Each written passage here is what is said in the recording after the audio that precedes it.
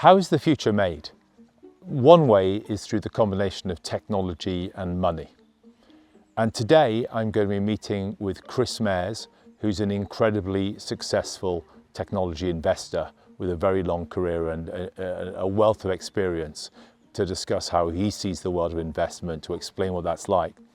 But there's going to be another dimension to this conversation, which is what's the relationship between sight and, in the physical sense, and insight?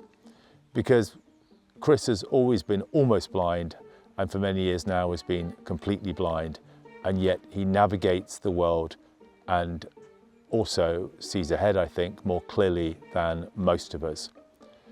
In the conversation we've had, then we've talked about what he looks for when he makes investments, what's the distinguishing feature of the entrepreneurs he chooses to trust and to work with, and what does he get from it personally. We've explored his experience as a blind person and how technology helps and how it doesn't. Sometimes it turns out that it makes things worse before it makes them better. And then we've addressed some of the big issues on our landscape today, digital sovereignty, the future impact of AI, and what that means for us and society. And at the end, we've gone back to basics, to another very old invention, fire. But you can wait for that bit.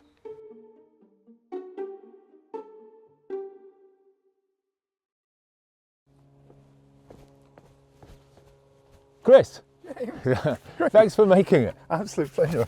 Good to see you. Right. Good. Man. Right, are we going to do this arm in arm? We did arm. Okay, let's do it arm in arm. Great. We're good. Great. So, Chris, you heard me do the intro just there. I did. Talk me through your technology career and how you became an investor, and what the hell is an investor? Is that actually a job, or what does it mean to be an investor in technology? Yeah, great question. I mean, I have to say, coming to a slope, Chris. Yeah, just so we sorry. can. Yeah, good. Yeah. Yeah. Okay. So yeah, feel free to interrupt me when I'm about to go head first. So, is it a job? I mean, I do it because I enjoy meeting young people. I happen to invest in the companies, and sometimes I make money and sometimes I lose money. But what it does do is it means I have the opportunity to talk to very ambitious, very smart young people building, hopefully, game-changing companies that will, in the fullness of time, move the needle. How I got there, started in tech before I went to uni. I remember working for IBM, and my manager, this is in 1975, manager, very smart guy, said to me, Chris, it's a real shame you didn't join the computer industry 10 years ago. I said, why is that, Colin? Well, the thing is, he said, I think you're quite smart, and you would have gone a long way then, but the thing is, 1975, everything that's interesting has already been done. We're so good at seeing the future. Well, exactly. I mean, it's an interesting lesson for where we are right now, isn't it? Yeah. Has anyone got any clue what the world might look like in 30 years' time? I certainly don't. Yeah. Just on that, I read a book once called Accidental Empires about the rise of Microsoft. Yeah. And it was a really well-informed book from the early 90s. And it didn't make the claim that everything had been invented, but it's fascinating what judgments it did make.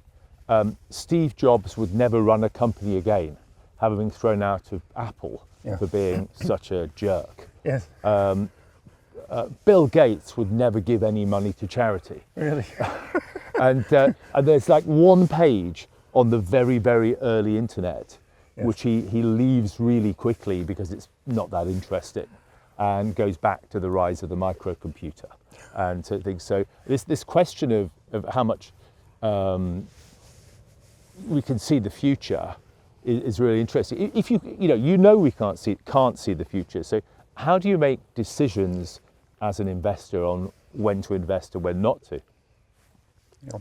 Can I just go back and say something briefly about Bill Gates? Yeah, sure. Yeah. So I was very privileged to meet Bill back in 1988, I think, 89, because we were doing a communications business at the time. Microsoft belatedly decided they needed some connectivity, and so they were going to acquire our business. And Microsoft was still relatively small, so Bill actually did the due diligence himself and came and spent a day in North London with us. And it was extraordinary that they had been so late to the party on what the significance of things like the internet was going to be. But absolutely to their credit, they realised they were behind, and it became an absolute obsession for many years that the only thing that Microsoft cared about was if it's not internet, we're not doing it. And it stood them in very good stead. So to the question, how do I decide what to invest in? Was that the question? Yeah. What you can't see the future, Yeah. so you can't say this is clearly going to be. What are the criteria? If you're, and this could be useful for people pitching you and others for investment. Yeah. What are you looking for to give you confidence that this is a good bet to make with your money? Well, I mean, you have to be investing in something that is defensible, and that is increasingly challenging at the moment. Explain defensible for people. Yeah, okay. So back in the day, writing software took a long time, or building hardware took even longer. And once you had managed to get over that barrier, then automatically you had some sort of moat, because it would be difficult for someone else to replicate exactly what you were doing. These days, particularly if you're doing anything in software, you will be using AI. Yeah. But if you're not, you shouldn't be doing it. But if you are using AI, then so is everybody else.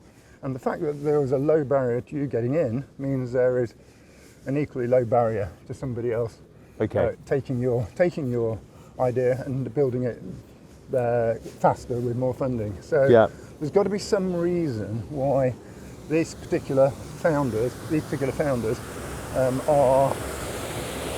have a right to win. And that's always one of the questions I ask is, why now and why you?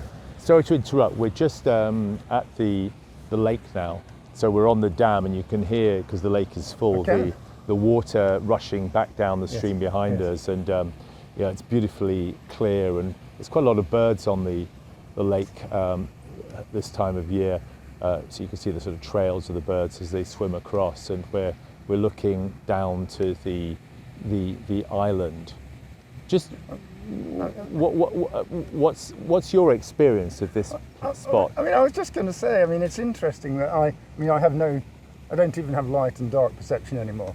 I used to be able to see enough when I was a young kid to actually know what colour is, for example, which is quite a difficult question if you've been blind from birth. Yeah. So I can imagine what this lake sort of looks like to some extent, and I absolutely get a feel for the amazing calm of the space. So the sun is shining today. I can tell. I don't know if it is at the moment, but earlier on, softly, I could feel some warmth on the top of my head. So, and compared to yesterday, this is transformational. We have lucked out on our weather. This is much less fun if it was raining. Yeah. No. So I get the sense of, and this is true for internal spaces as well. So when if I'm inside Ditchley, then I get a sense for the size of the rooms and the height of the ceilings, even though I can't see them. Yeah. Okay. Well, look, we were talking about, they've got the entrepreneurs, the young startups you look at. They have to have something about them, something about their proposition too, that means it can be defended against others, because if they can do it, so can others. Yes. And they might do it with more money or faster or whatever. Yep. So you need to be able to defend that position going forward. What kind of qualities are you looking for in the people? Well, they have to be a little bit contrarian. If their idea is quite obvious, then someone else will be already doing it. So there has to be something about their take on how things might pan out, or how things could be different, that is a surprise. So one of the things which I always reflect on after I've had a meeting with a founder is, did they surprise and delight? That's not my own phrase, but it's something that I think is a key indicator. If I came out of that meeting and on several occasions, they said something which was surprising, but Yeah. as soon as I'd absorbed it, I thought, that is delightful. Yeah. That really does excite me. So that's one of the things which I measure a lot.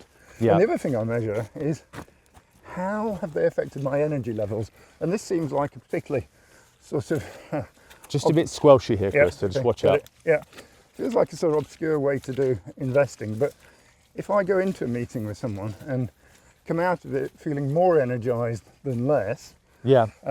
then there is something about the conversation that has been genuinely engaging. And the chances are, if I was actually focused on the business, then there is something there to be pursued. Yeah. Yeah.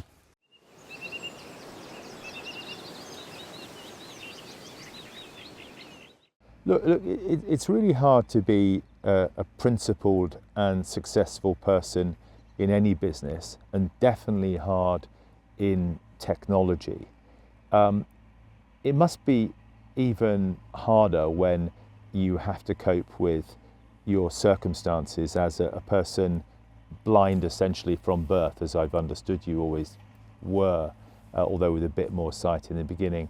Can you talk us through what that experience has been like for you, and how you've overcome the disadvantages and the challenges, but also have you found things that your unique situation, obviously not unique amongst other people without sight, but in business, this special situation has enabled you, has given you things that others lack? Let's just very, very quickly go through the journey as my sight deteriorated. So when I was younger, I could see enough to understand colours and shapes, and in fact I used to ride a bicycle when I was 18. Even though I was registered blind at the age of 18, I could still just about ride a bike, and so at that time the thing that I most cared about was being normal, like most teenage boys. I didn't carry a white stick, I didn't need to, and I didn't acknowledge the fact that I couldn't see. In hindsight, that was a completely ridiculous plan, and many. But understandable. Very understandable. But in hindsight, many amusing anecdotes which we don't have time for now. We can make time for the most. I want to get on to the music now. We'll come back to those in a second. But so then the site continued to deteriorate, and fortunately, I progressed through seniority in the business in sort of inversely proportionate to the decrease in my sight. So by the time I was in my mid-20s, I was senior enough in the organisation that it was perfectly fine for me to have a full-time assistant to help with accessing things that I couldn't see to access, like in those days. The idea of having a screen reader on your computer that would actually speak the content of the computer was non-existent. So I needed to have someone who could operate the technology on my behalf, or read the text. I mean, we still had a lot of printed texts that we needed to deal with in those days. So that all sort of helped me get through that, and because it was a relatively small organisation and there was a lot of mutual respect between the people working there, I never felt that I was being done a great favour. I felt this is a give and take situation. Yeah. If we give Chris enough support, then he can actually provide more into the organisation. And when I suppose when I got to the age of about 50, maybe, so 55, maybe 15 years ago, my sight had totally gone by then, and therefore I had no choice. I had to take this stick, and I went through a sort of mental transition where I stopped regarding it as a badge of shame and started thinking of it as a lightsaber. And as a positive thing which I could embrace, and it has been phenomenal in the way that I have been able to engage with other people, because I have been genuinely amazed by the humanity of other people, friends, colleagues, and complete strangers. And I get so much joy from when people volunteer to help me. Like this morning, I was at Paddington Station, and I hadn't had any breakfast, so some porridge seemed like a good idea. So I sat there with this hot tub of porridge, and of course it came deconstructed, so there was a separate packet of nuts and dates and so on, and there's a little tub of honey. And at this point, my wife would be rolling her eyes going, "You're going to be interviewed, Chris. You don't want to have honey all over your coat." Anyway, I was trying to be very, very careful. And this other guy who was sat a couple of seats away from me said, "Excuse me," he said, "I hope you don't mind me saying this, but you're doing a great job. But can I give you a bit of a hand with that?" That's a great deal. What a great guy. Yeah, totally. Yeah, and we had a good chat about what he was doing, what I was doing. Yeah. No, that's fantastic. Music anecdotes. Now, I did warn you. Let's talk about blind dates.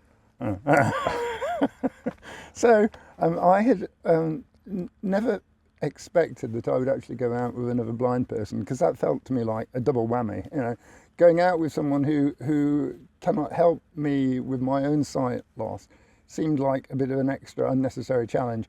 But we got on very well, and so my girlfriend and I, and she was totally blind, I still had a little bit of sight at that point. We'd agreed to meet this was at Waterloo East. I can still remember the platform, in fact. Yeah. And we were supposed to be meeting there at 9 o'clock in the morning. And I arrived on time, stood where I was supposed to be standing near the front of the train, waited for half an hour. She didn't turn up. I'm like, maybe her train's got cancelled. In those days, of course, there were no mobile phones. So we had no way of knowing where we were. And I still was far too shy to go up to people and say, "Excuse me, is your name Sandy?" So I didn't do that. So I stood there hoping that if I sort of sang in my normal tuneless way, she'd hear my voice and then she'd come over to me. Didn't happen. Got home. Eventually, when we were both back home, we called each other, and turned out we'd been standing about 5 feet away from each other. Oh dear. And then we both had to go home again, and she'd come on a 2-hour journey. Right. Painful. Yeah. And then by chance here, we heard how cross she was from a mutual friend. To be fair, that was a different time when she was cross. Right. She was only mildly cross about this one. Oh. The other time was when I completely forgot to turn up, which was, completely inexcusable. That was just normal male incompetence. That was just a total male incompetence. And she phoned me, and she was so cross. And I said, do you think perhaps we ought to split up? And she said, "I think we already have." So I think we've learned that blind dating is pretty similar to dating. Oh, yes. in terms of what matters. Yeah. That's good. You mentioned the stick and thinking of it as a lightsaber, as a source of power and enabling you to navigate the world. And it's striking that something so simple still remains so essential and powerful. But technology solutions are starting to come through. How does your interest in technology intersect with your life as a blind person now? Is technology making things easier? Are there things you're investing in, you're excited about for people with different disabilities, particularly blindness? What's happening there, and what do you think about it? Big question.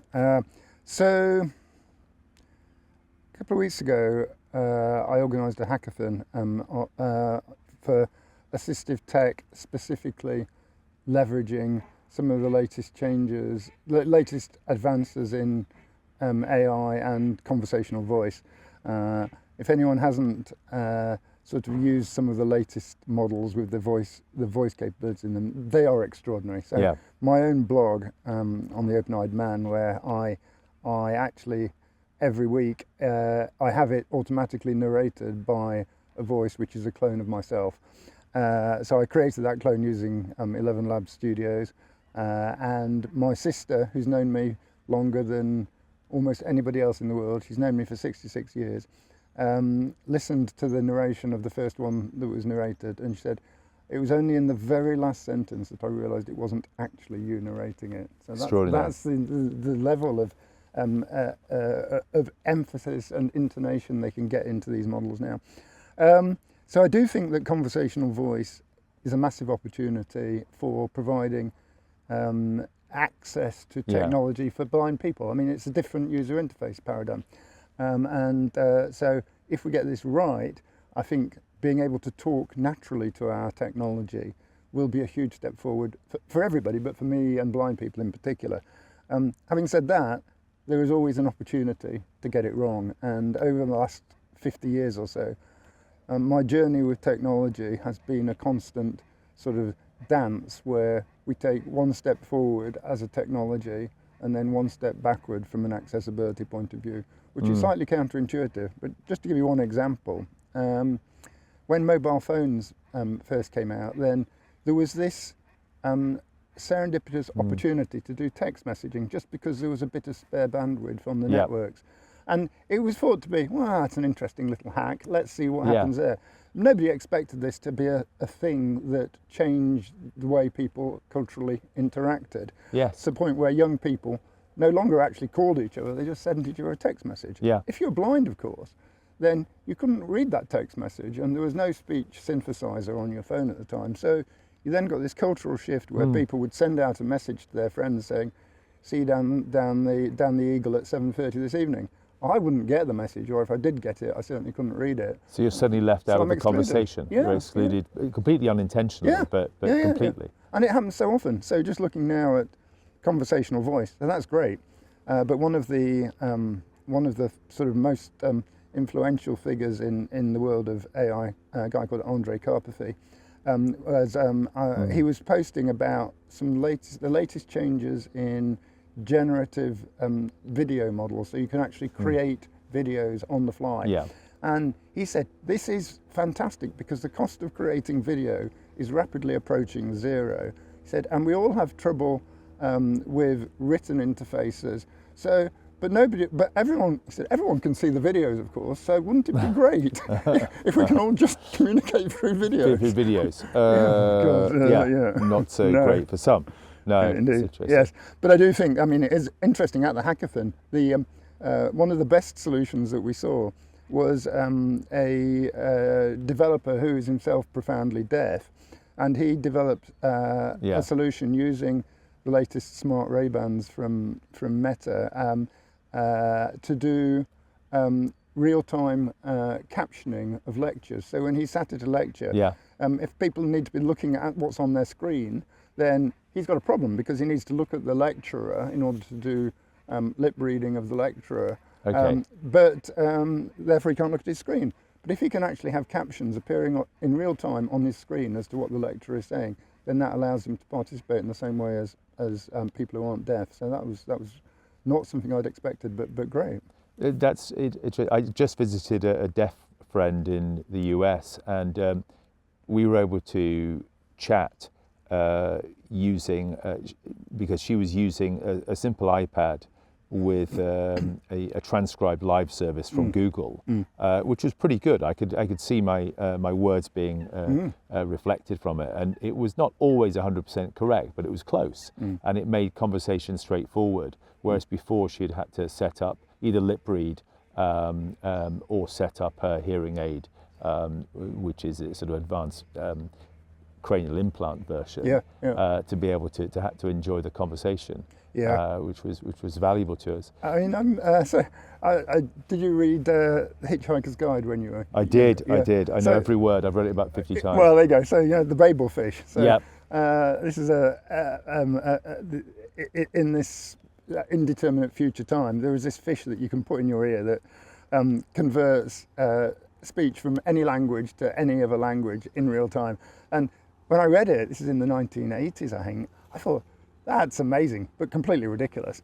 Well, of course, we now have that pretty much with Google Translate in real time. You can do that. You could be speaking French, I could be speaking English, with almost no delay. Yeah, no, it's good.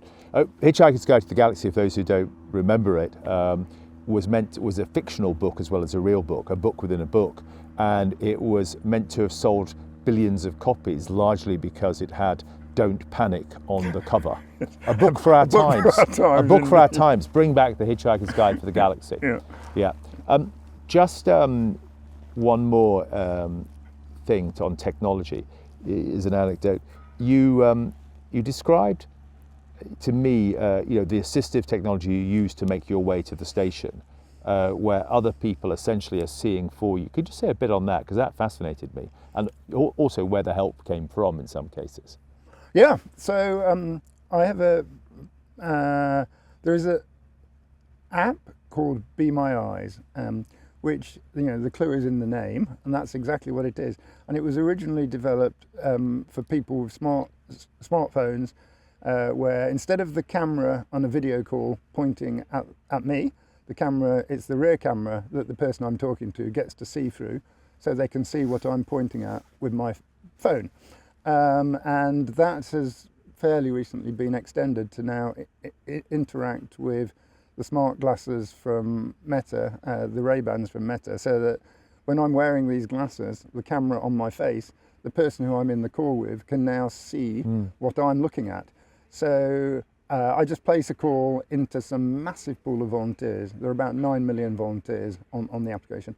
Second biggest pool of volunteers in the world. I think it's behind the Red Cross. I think that's the only larger pool. So I just place a call, and after 10, 20 seconds, somebody answers it, and they might be in India, on the west coast of the US, somewhere in Germany, wherever. And I just say, I'm just trying to get across this car park. Can you possibly just talk me across the car park?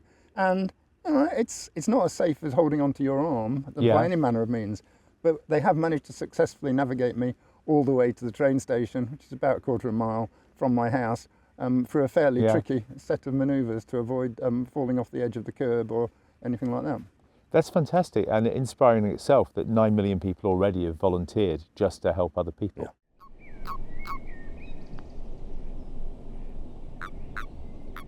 Let's talk about your blog a bit, because I want people to know about it.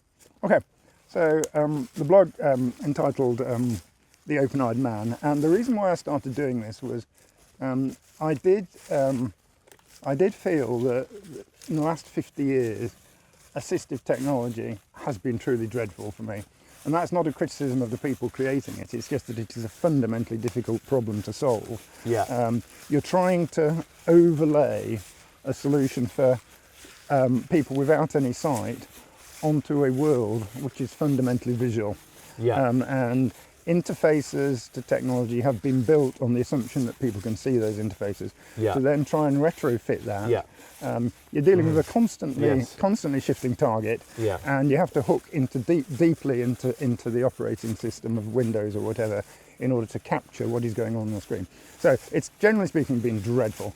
But I did think, I mentioned earlier that we have this opportunity with AI and conversational voice agents, where I started the blog about 9 months ago now, maybe. And since then, there's been tremendous progress in AI. And we're just going over some low branches, so if you feel me ducking, I think you're okay, because you're not quite at the same height as me, so that's fine, good. And it's quite mushy here, so just take care. We're doing well. Okay. So I saw this as an opportunity, on the one hand, to highlight some of the challenges of being blind, living in a visual world, but also to comment from a slightly different perspective on this race towards artificial general intelligence that we're all sort of experiencing. I started the blog by saying I would write this blog on a weekly basis until such time as AGI met my criteria, which my basic test for AGI would be, could it get me across the car park without falling into the river, get me to the door to the shop, and preferably the right shop, so I don't go into a women's underwear emporium and try and buy a bag of nails. And once it can do that, then I'm thinking we are on the way, because it is a really, really difficult problem, surprisingly difficult. I like that it's applied, that you're thinking about applied AGI, that it has to actually be not theoretically, it has to be in the world. That's a good bridge into what I wanted to tackle next, Chris, which is, as you said, we're on this route to AI being able to fulfill more and more functions with some pretty uncertain circumstances.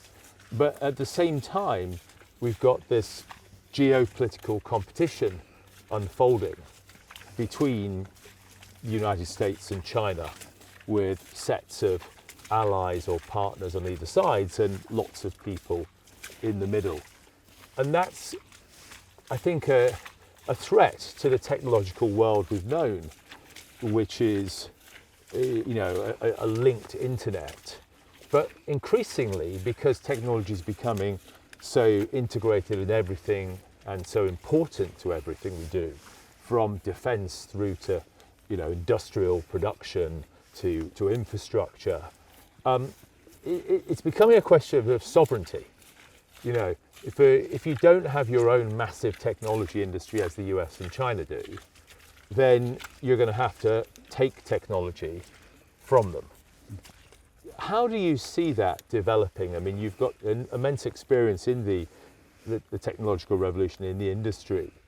How do you see that sort of those choices before us, and what's your sense of how we can mitigate some of the risks and try and find some opportunities? It's complicated because there are several different elements to having AI sovereignty. You need to have huge infrastructure to run the amount of computing that these models require at the moment. You also have to have the resources to develop the models, and that is an extraordinarily expensive process at the moment. Yeah. But as well as capital, you need people. We're now, as you can feel, of literally wading through the bog. Love it. I thought about going up the hill, but that was a bit treacherous. But this is going to. So we've got our wellies on. We're going to go up that hill, but I'm just putting we're going to go up that hill because we'll get out of the water. Whereas if we carry on, we stay in the water. Okay. But this is in wellies. I think this is a better choice. That's great. It's fine. So you need the people. You need, and we have one of the things that Britain has done phenomenally well over the years is developed some of the very best institutions for AI research anywhere in the world. Yeah. So we have some absolutely phenomenal, world-leading AI engineers like Nobel laureate, Demis Hassabis, and many, many others. So we have we tick that box for sure. We don't have as much capital as some countries, which is a challenge. So you have to do something there, but there is increasingly money flowing into the UK to invest in these things. The second, possibly one of the biggest things, is you need semiconductor independence. Supply chains for semiconductor. If you look in the extreme case, can we actually protect ourselves against, for example, TSMC, which is in Taiwan, which is where most of the world's semiconductors are fabricated. If something bad happens in Taiwan, that is going to be a shock to the entire world. Or Nvidia, who have a very dominant place in the provision of AI chips, are, of course, again, they are a US company. And so trade wars between the US and other countries, if that ever happened, could be catastrophic. So there are some things that we can't control, but there are enough things which we can control that, personally, I think it would be crazy to just be a passive taker of the technology. I think we need a seat at the table. It's pretty clear that the head of the table is going to be China or America, so we're unlikely to be at the head of the table. But we could certainly have a seat at a very small table, and I think that's important.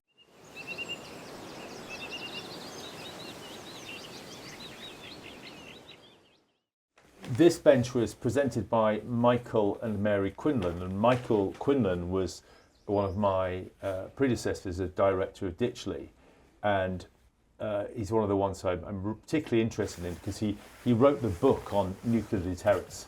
Oh, wow. Literally, he was a civil servant, but he was revered for his understanding of nuclear deterrence and defence, and developed that in the sort of throughout his career, and literally wrote a book on it.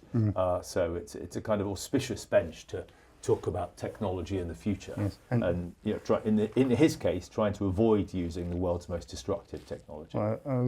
More generally, talk about potential existential threats to humanity. Yes. Exactly. Just to on the digital sovereignty angle, I mean, the way I see it is that China looks pretty set, even if America continues to lead at the frontier, to be the supplier of the technology stack with AI at the top of it, or close to the top of it, to much of the world. It's going to be cheaper. It's going to come with finance available.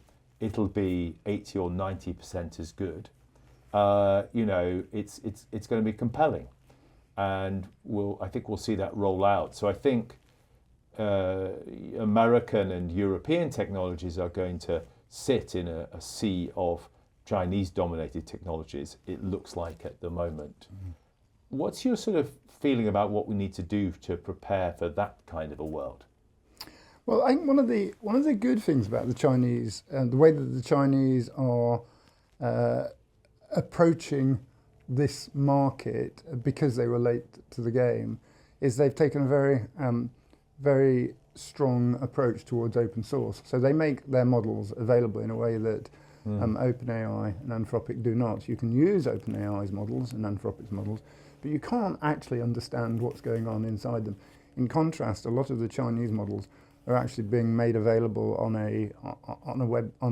a platform called Hugging Face, which is where all the open source AI models are placed. And so I do think there is sufficient technology there for us to derive from the Chinese technologies in a way that we are no longer dependent upon them. So I think that community will become very vibrant. And so it's less about using the Chinese models, but in a sense doing a version of what they have done, which is being able to derive them and use them in our own forms. Yes, that's right. And I mean, the bigger worry is dependence on chips from somebody. And if we can't continue to secure access to fabs, factories basically for chips, then that could be very significant. That's the real thing.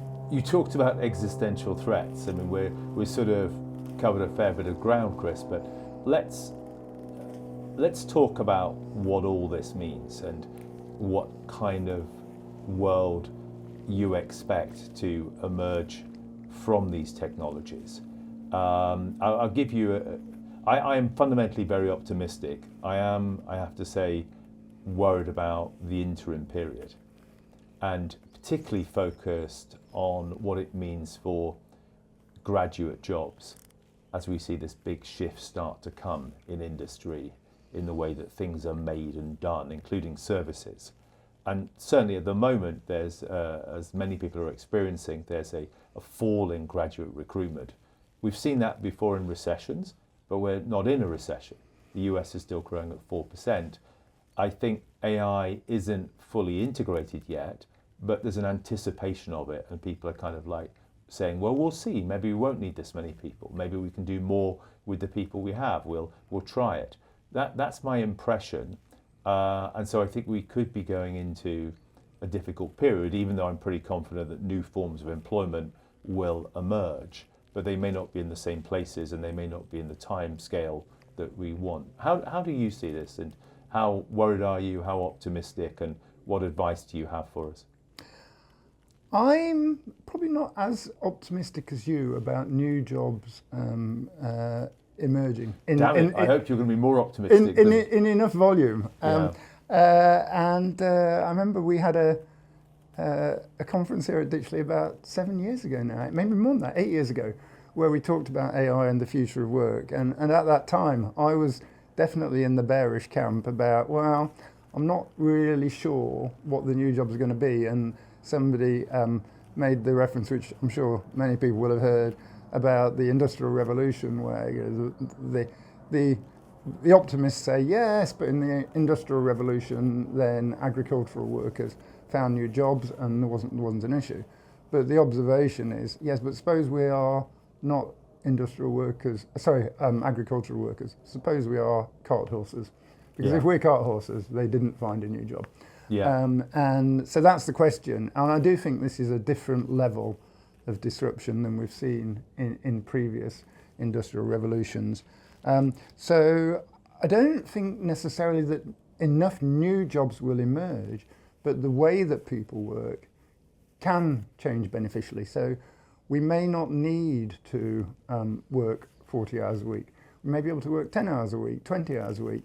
And we can, if we do this correctly, we can generate enough wealth and enough produce using AI to actually enable us to do the things that we are uniquely good at, which is bringing up children, educating our young, creating a caring society. So I think of it much more as an opportunity to not be shackled to the job and actually do stuff that we enjoy doing. I also think there are going to be more reasons to do artisanal jobs, craft jobs, bring back the days of being stonemasons, things like that, where whilst we may have robots in the fullness of time that can do some of these jobs, that's going to be further down the track. I think the challenge is going to be to make that transition in a way that doesn't lead to a lot of societal chaos, and that's going to be the tricky bit. That's the bit. That was going to be my next question. I can see that a lot of wealth is going to be created. What we're seeing at the moment is ever greater concentration of wealth. In the US, they're talking about a K-shaped economy. People at the bottom end of the middle getting poorer, and people at the top end of the middle getting richer, and a separation going forward. I've not heard anyone in 9 years of having these kind of conversations make a convincing case, at least to me, that distributing income works. And so what I don't understand is if there aren't enough jobs, what's the mechanism for getting the available wealth to people that isn't some kind of basic income, isn't some sort of socialist or communist dream, which always seemed to end in disaster because of the fact of human corruption. Our immense kindness on the one hand, those 9 million people volunteering for Be My Eyes, and the other angle being that if you leave people alone, someone will eventually start stealing money if they think they're not going to be caught. So that transition feels to me not just tricky, if that's where we're headed, but kind of uncharted. I think it is uncharted, and I think we will have to try new forms of taxation. I suspect personally,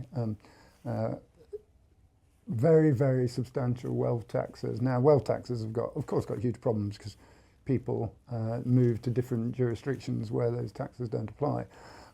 So it is a very, very thorny problem. But I do think we're going to have to tax things other than wages. I think taxing wages in the long term actually works.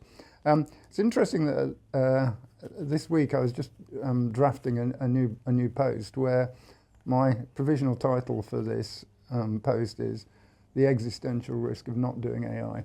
And the reason why I think this is a real question is that if you look at population statistics at the moment, we're not making new people. We're not having, the birth rate is falling through the floor in China. I think it went down by another 17% last year.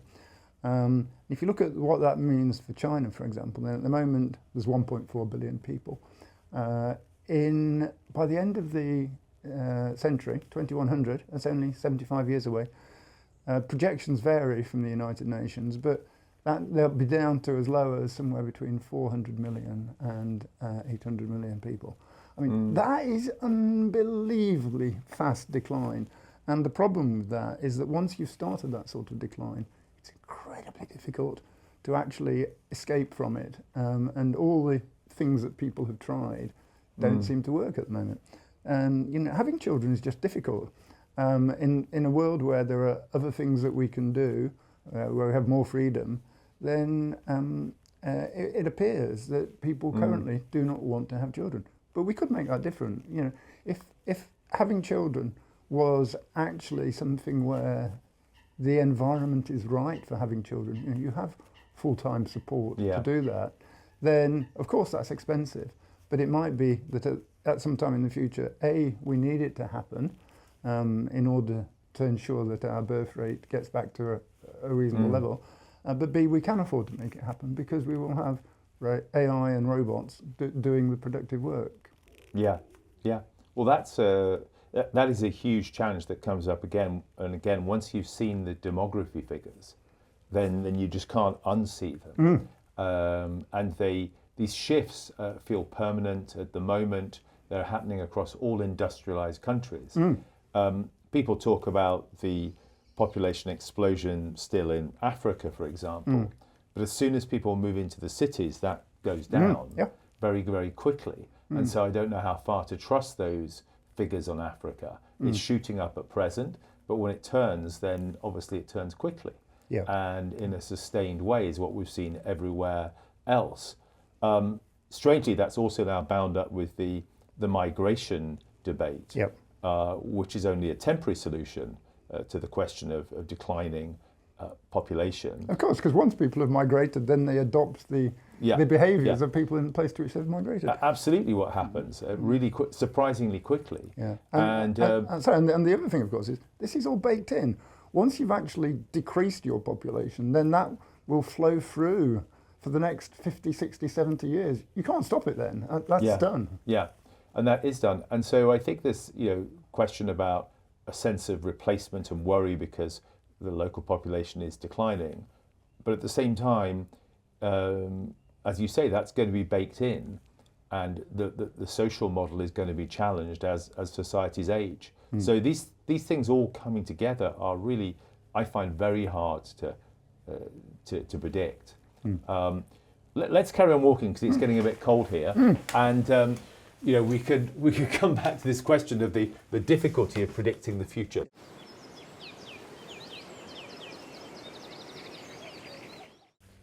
What's the positive version of this? How can we see these things? This is a big question, I know, and we started to touch on it.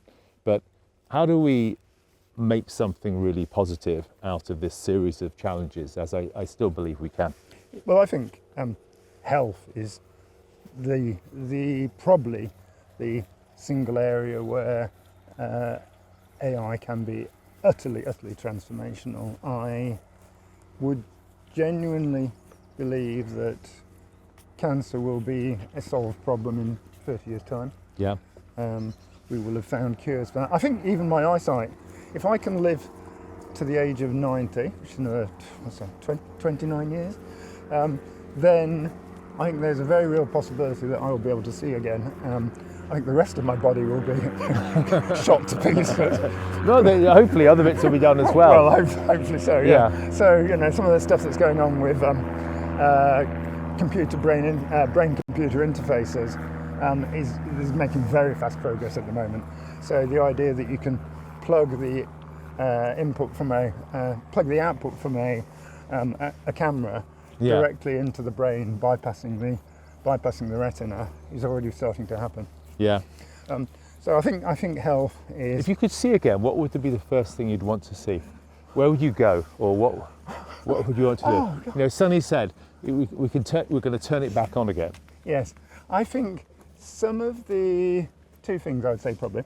One is some of the grandest buildings from many years ago, like cathedrals. I think I used to be able to see enough to get a real sense of shock and awe in just we're on the bridge, what's called the Sham Bridge, so just be careful here, Chris.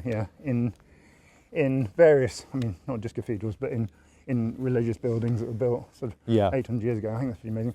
The other thing is just being able to see the natural world. We have a house down in Devon where when we moved there, I could just see enough at certain times of the day to be able to see the view down the hill towards the sea, and it's it's that sort of, for me, the sense of peace and relaxation of being able to see a sunset in a place like that. That's one of the things I really miss. Yeah, that'd be extraordinary. And as you say, that is a possibility. I'm struck. We talked about deaf friends. Some of those people have not been able to hear at all. Now have had hearing restored through stimulation of the brain. Which is incredible. So I hope it's coming for years. Yes. But carrying on health, so the health, cancer and so on, people living fuller lives, if we can kind of create the economic framework for them, that could be a huge boon going ahead. Can you see other areas?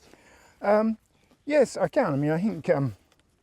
I think some of the things that we currently spend inordinate amounts of time dealing with, and it feels like very low-grade use of our time in terms of transportation, in terms of just a log there. There we go. Accessing services.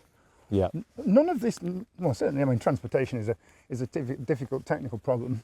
Yeah. But some of the stuff around accessing services is just unnecessarily painful. You know, we've built an infrastructure where even just like ordering something on the internet, Yeah. it's just like, for people who can see, they just like lose the will to live. Yes, absolutely. Yeah. So that, I mean, people would say, well, that's not really transformational, but we do spend an awful lot of our lives dealing with the environment around us, and that can be mediated for us by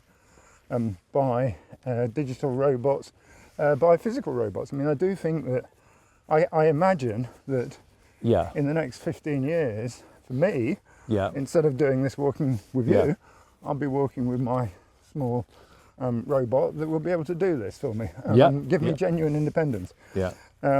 But I think for other people, some of the things like housework, you know, why do we need to be doing housework if you have a robot to do it for us? Yeah. Well, that's an interesting question. What could we do? I mean, we had a debate on education in January, higher education, the university. How do you fix universities so that people get jobs in this very fast-changing work landscape? Because a lot of students are feeling let down and left out, having invested in their education, particularly financially invested. And there was a question was, you know, what is transformation? Is it like one big thing, or can it be some small things, a series of small things that amount over time to a change that cannot be reversed? And I thought that was quite interesting, where someone said transformational change means you can't take it back. And then they had a poetic version as well, which is, you know, the caterpillar into the butterfly. Yes. You know, it's kind of, it doesn't go back. No. I'm sure there is an exception, but generally that transformation is irreversible. It works in one way. Yes. And we can't go back. And I think it will. And I don't think we can really know what that will be. It'll be very hard when we've got to the other side of that to look back and say, well, how did that used to work? Right, Chris, I'm freezing. I'm sure you're quite cold as well. You sensibly got gloves on. I have spotted that we have our team doing forestry, and forestry means small fires, of which I can warm my hands before I get hypothermia, before getting back up to the house. So we're taking a slight detour from around the lake to go and see Ditchley Forestry in action. I'll just guide you up there. Just one other thing on how AI might transform things. I think there's a lot to be done in materials discovery and in energy creation. So if we get to nuclear fusion, we will probably get there by using AI to build to create new models of how these reactors are stable. We will discover new materials that will mean we can build things like prosthetics that will be just generationally different from the ones that we have today. That's all extraordinary opportunities ahead. I mean, my observation has been, when you look back, sometimes these changes end in disaster, but often what you see is what you just described. New possibilities emerge, and it was true that the old model was unworkable, could not be extended, but the new possibilities create a new way through. And we've always managed to do that. So, Martin, can we come and warm our hands by your fire? Sorry? Can we come and warm our hands by your fire? Marvellous. That's great. Thanks very much. You'll start to feel the heat. I can. Don't go too far. Stop there. But this is a good spot. And really wonderful for me, having misjudged the temperature. That's great. I'm warm again. Thanks, Martin. We're going to make our way. Right, we turn around. Okay. So we're just walking through the forest Yep. on the edge of the lake, Yep. and I'm not sure I can find it, but there is a tree here with POW 95 on it, Yeah. 1945, Yes.